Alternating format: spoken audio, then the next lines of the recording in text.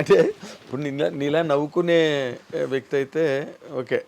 బాలు గారు నన్ను అడిగాడు అనమాట ఒకసారి, బాగా చనువు నేను, ఏరా ఏంట్రా న్యూస్లు ఎవరు రాస్తారా న్యూస్లు నేను అంటే మనకు అలవాట్లేదు కదా కైండ్ ఆఫ్ జర్నలిజం. ఎప్పుడు ఇవన్నీ మన అరవింద్ గారు అడుగుతున్నారు కదా, ఇవన్నీ అరవింద్ గారు నన్ను అడుగుతున్నారు కదా, ఏది అలా పాజిటివ్ గానే మీ జర్నలిజం వేరు, మీది వేరు.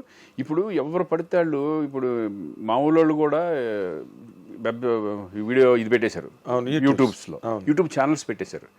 వాళ్ళు ఇష్టం ఏం కాదు ఎవరు రాస్తున్నారు ఏంటనేది, వాళ్ళకి ఏదో రాసుకుంటా పోతున్నారు. అంటే వాళ్ళు పెంచుకోవడానికి మిమ్మల్ని పెంచుకోవడానికి, మిమ్మల్ని వాడుకోవడం, మీ పాపులారిటీ అంతే అంతే కదా. శ్రీకాంత్ కి ఓకే విడాకులు అంటే అందరూ ఏంటి చూస్తారు కదా, తెగ చూసారు, అది భయంకరంగా వెళ్ళిపోయింది ఎక్కడికో, మరి వాడికి డబ్బులు వస్తాయిగా.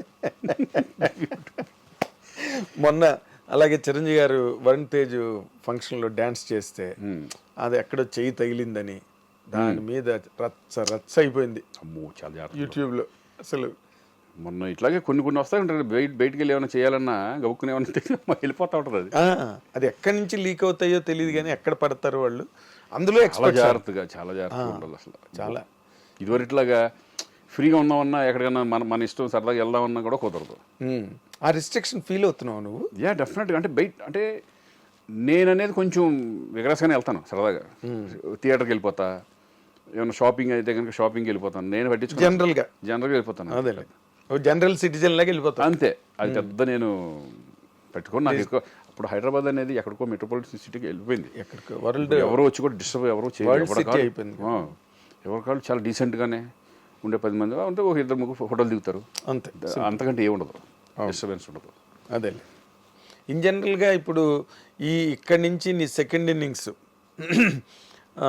నీ క్యారెక్టర్లు, పెద్ద సినిమాలు, పెద్ద ప్రాజెక్టులు, పెద్ద డైరెక్టర్లు, తెలుగు సినిమా డైమెన్షన్ కూడా మారిపోయింది. అవునవునవును. నువ్వు అప్పుడు చేసినప్పుడు ఎలాగా చిన్న చిత్తకారు నిర్మాతలు, కొత్త డైరెక్టర్, కార్పొరేట్ స్టైల్ అయిపోయింది మొత్తం. ఇప్పుడు అంతా కార్పొరేట్ స్టైల్ అయిపోయింది. ఈ డిఫరెన్స్ నీకు ఎలా అనిపిస్తున్నది శ్రీకాంత్? అంటే మారింది అంతే. ఇంకా మనం ఇప్పుడు ఇదివరకు క్యారవాన్స్ లేవు, తర్వాత క్యారవాన్స్ వచ్చినాయి. అలాగే ఇప్పుడు ఇదివరకు ఏమో ఫిల్మ్ రీల్ ఉండేది, ఇప్పుడు డిజిటల్ అయిపోయింది. ఇట్లా మార్పు అనేది, డెవలప్మెంట్ అనేది 100% బెటరే కదా. ఇప్పుడు ఇదివరకు మనకి కలెక్షన్స్ వైజ్ లెక్కేసుకుంటే అప్పుడు తక్కువ ఉండే కదా, ఇప్పుడు పెరిగింది. ల్యాండ్ వాల్యూ పెరిగినట్టే మనుషులది జీవితం, లైఫ్ స్టైల్ కూడా పెరిగిపోయింది. అవునులే, మార్పులు చాలా వచ్చేసినాయి అప్పటికిప్పటికి. అవును, మన జూబ్లీస్ లో ఇప్పుడు ఇక్కడే చూసుకో, ఇదేళ్ళు కట్టినప్పుడు అప్పుడు ఏమి లేవు, పక్కన చుట్టుపక్కల మొత్తం చుట్టుపక్కల వచ్చేసినాయి.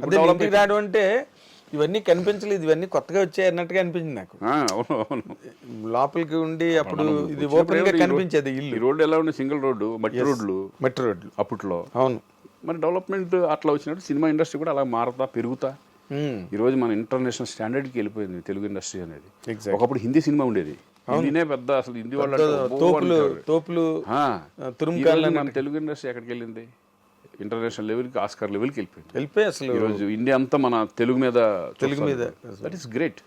బాలీవుడ్ కూడా తెలుగు అనగానే ఇక్కడ నుంచి ఒక రైటర్ వెళ్ళినా, ఒక డైరెక్టర్ వెళ్ళినా వాళ్ళకి ఇచ్చే వాల్యూస్. ఎందుకంటే నేను కర్ణాటక మొన్న వెళ్ళి చేశాను కదా, మన తెలుగు వాళ్ళు అంటే ఎంత రెస్పెక్ట్ అంటే, తెలుగు ఇండస్ట్రీ పీపుల్ అంటే అంత రెస్పెక్ట్. అంటే వీళ్ళు ఒక పెద్దోళ్ళు అనే ఫీలింగ్ వాళ్ళకి, అంతే. They are big and feeling వచ్చింది, బిగ్ అండ్ ఫీలింగ్ వాళ్ళందరికీ ఉంటుంది. అందుకని రెస్పెక్ట్ వాళ్ళు అలా ఇస్తారనమాట. తెలుగు డైరెక్టర్కి కానీ, హీరోస్కి కానీ, ఆర్టిస్టులకు కానీ వాళ్ళ రెస్పెక్ట్ విధానం అలా ఉంటుంది. మన అదృష్టం తెలుగు వాడిగా పుట్టినందుకు, మనం తెలుగు ఇండస్ట్రీలో ఉన్నందుకు నిజంగా ఒక రకంగా లక్ దేవుడు రాసి పెట్టిందంటే. 100%. ఎన్టీ రామారావు తర్వాత చిరంజీవి గారు వాళ్ళందరూ కూడా నేషనల్ లెవెల్లో, ఇప్పుడు తర్వాత కదా మనకి హిందీ సినిమాలు కానీ, ముందు అసలు ఎక్స్పెరిమెంట్ చేసింది ప్రతిబంధ చిరంజీవి గారు కదా. అవును, ఫస్ట్ బ్రేక్ త్రూ బాలీవుడ్ లో. అది అలా ఆ రేంజ్ తీసుకెళ్లారు ఇప్పుడున్న జనరేషన్. ఇప్పుడు నువ్వు సినిమాలు ఒక్కటేనా, నీకు ఇంకా వేరే ఇతరత్ర వ్యాపారాలు ఏమీ లేవు?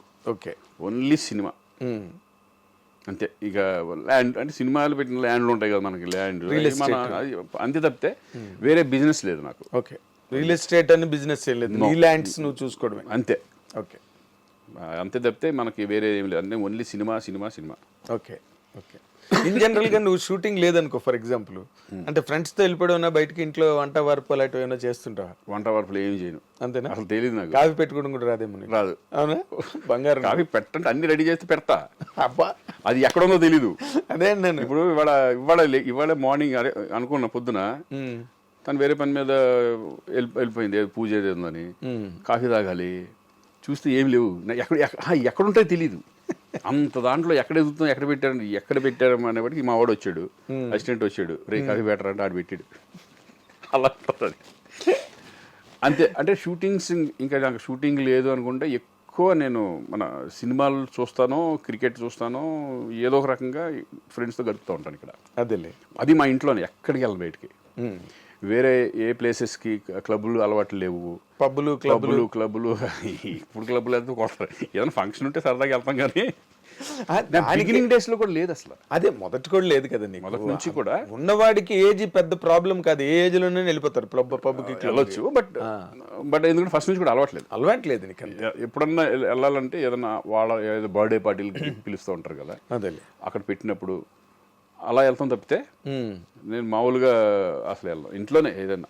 అదేలే, ఇప్పుడు నార్మల్గా వైఫ్ అండ్ హస్బెండ్ అన్న తర్వాత ఏదో ఒక చిన్న విషయానికో పెద్ద విషయానికో ఏదో చిన్న డిఫరెన్స్ ఆఫ్ ఒపీనియన్లు, చిన్న కీచులాట్లు, గిల్లి కజ్జాలు, ఇవన్నీ కామన్. లేకుండా అసలు కామన్ లైఫే లేదు కదా. ఇప్పుడు నార్మల్గా ఊహ, నువ్వు ఒక వైఫ్గా నువ్వు తనలో నీకు బాగా నచ్చిన అంశం ఏంటి? అంటే ఒక మనిషిని చూడగానే మనకు ఒక ఇంప్రెషన్. ఇందాక నువ్వు రామ్ చరణ్ గురించి చెప్పావు. అవునవును. తన డీసెన్సీ అంటే నాకు చాలా ఇష్టం. అవునవును. అలాగే అసలు ఊహలో నీకు కనిపించే ప్లస్ పాయింట్లు ఏంటి నాళ్ళ ఈ వెడ్లాక్ లైఫ్లో? తను ఫ్యామిలీ గురించి బాగా కేర్ తీసుకుంటుంది. అంటే ఫ్యామిలీ అంటే అన్ని తనే చూసుకుంటుంది, కేర్ తీసుకుంటుంది. తను ఏంటంటే ఎప్పుడు ఈ ఫ్రెండ్స్ వచ్చినా ఎవరు వచ్చినా ఇక్కడ వండి పెట్టడం కానీ ఈ కానీ అవి కానీ అసలు ఏది తీసుకోవడం అటువంటిది అవన్నీ ఏముండదు. పేషెన్స్ ఎక్కువ. ఎందుకంటే మా ఇంట్లో ఎవ్రీడే 3-4 ఎక్స్ట్రా ఉంటుంది. ఓకే, వాళ్ళు వచ్చినా రాకపోయినా.